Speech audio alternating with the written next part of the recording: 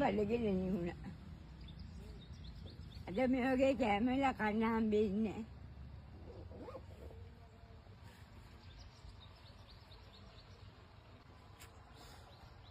සමහර කට්ටිය එනවා.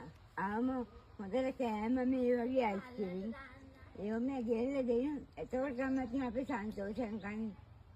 මෙතන තින් කන්නේ කියන බොල් කිරි දාන්නේ වතුරේ උදැන්න කෑම කන්න බෑ. පරිප්පු වතුර පතෝල හොදේ බතු කන්න බෑ. ඔබසෙන් කන්න බෑ. ඔබ තමයි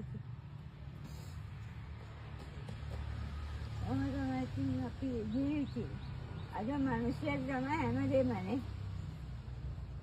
ඔන්න ඔය විදිහේ බලාගෙන දරුවන් හදනකොට දෙමාපිය වයසට යනකොට දෙමාපියන්ට කියා ඉතුරු කළා තියාගන්න ඕන. අද දරුවන් ගැන විශ්වාස කරන්න හරි නෑ නේද?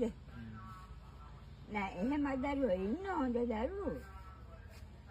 තවත් ඉන්නවා පව්කාර දරුවෝනේ. ඒගොල්ලන්ට ඉතින් හැම ආත්මකම වගේ දුක් ලැබෙනවානේ. මොකද අම්මා කෙනෙක් දරුවෙකෝ මේ ලොකුලා ගිහින්නකොට දුක තේරෙනවානේ. ඒ දුක හැම දරුවන්ටම හැම දරුවෙක්ම බිහි කරපු අම්මට ඒ තේරෙනවානේ.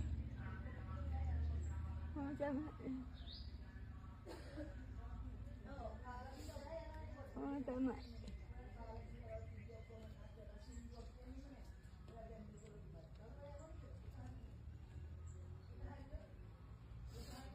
අසූ පහක් වෙනවා. 85ක් යන.